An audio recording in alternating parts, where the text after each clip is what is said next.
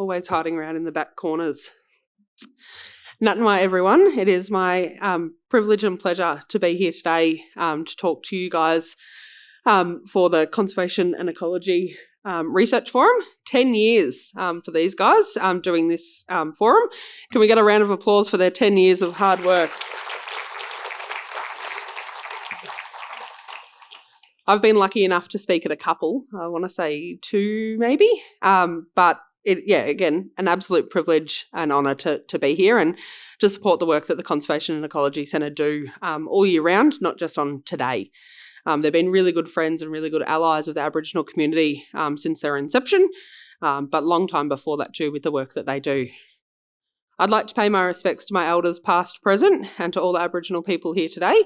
Got a few in the room today, which is a change over the last couple of years, moving forward and moving through, and we're infiltrating your workspaces as well now, so that's really good. I'm not a singer and I'm not a dancer. I tell story a lot of the time, and that's what I'm going to do today. So we talk about dreaming and country and biocultural landscape management, and it's a bit different to the way we were taught in school. Dreaming is taught to us as this romantic notion of something from the past, something that happened a really long time ago.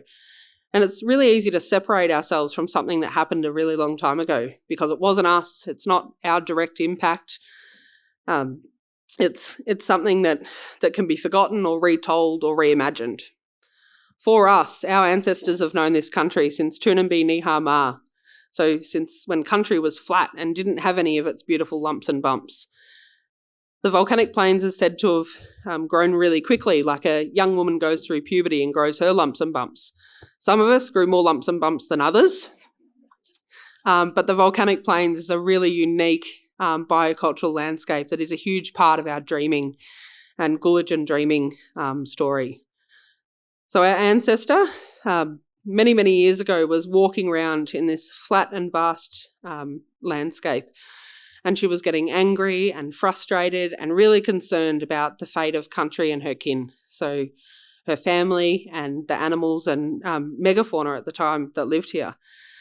And so as she was walking around country, so out Nawa, the listening lakes, which is sort of Wearing area. So Wearing actually translates to ear because it looks like an ear in the landscape.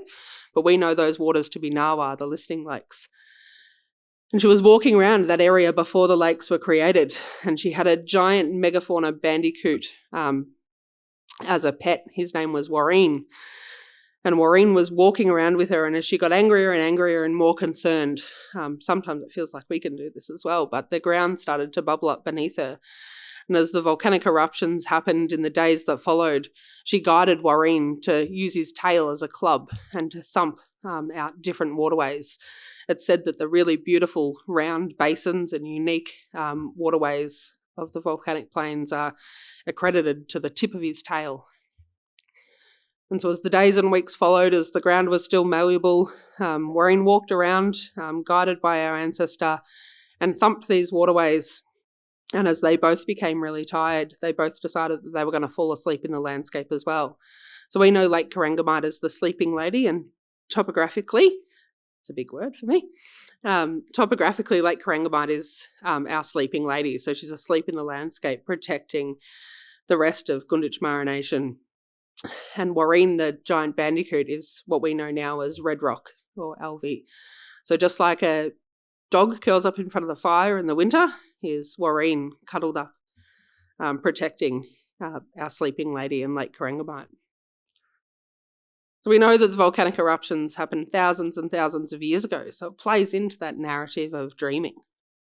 Something so far past that it could be really hard to believe. But we manage the volcanic plains area around still being bandicoot marine, still being bandicoot country to this day.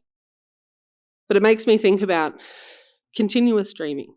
What are we all doing? What is the role we play? Because our ancestors were participants in our dreaming stories.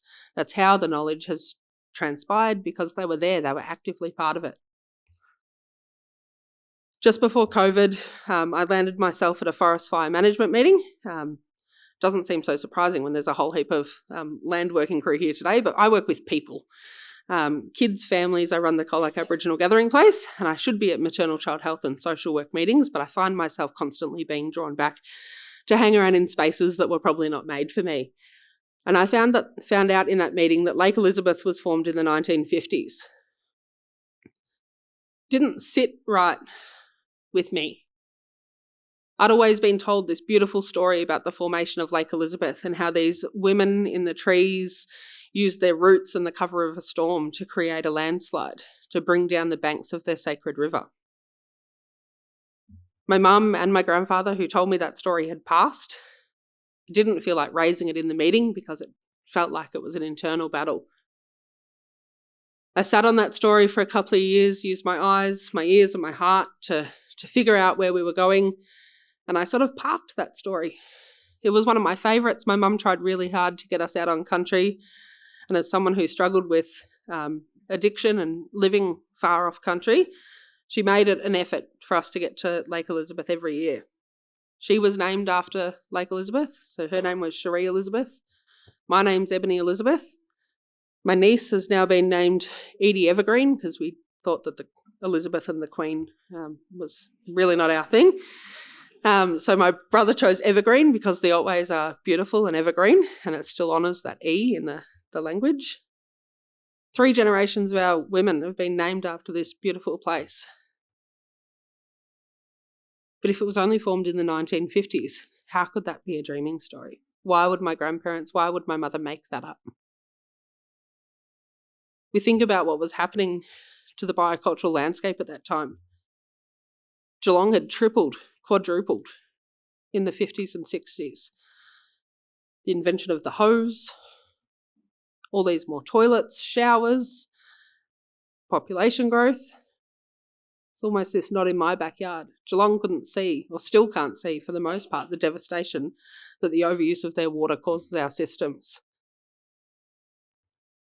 My grandmother, my grandfather, my mother's story around the creation of Lake Elizabeth is ongoing evidence that we are part of dreaming. We are constantly living our dreaming. Country changes in front of us every day, and it is a privilege, but it is also an obligation. An obligation we were raised to understand. I'm hoping that through the course of the day, you get an eye into some of the ways that we see the world. And I hope that we get some of the ways that you see the world as well, that we can help that co-management and understanding of how we protect our dreaming, how we protect our country, how we understand our relationships with one another. Time is such an interesting thing. We feel like our lives are long, but we are just in this place for a blip. But the legacy and the work that we do for country, for our families, will ensure that not only my families and country can thrive into the future, but your families and properties can thrive for the next couple of tens of thousands of years. So I want us not to dream about dreaming, but I want us to live our dreaming. I want us to live our connection. I want us to live and understand our obligation and have a great forum. Thank you so much for having me.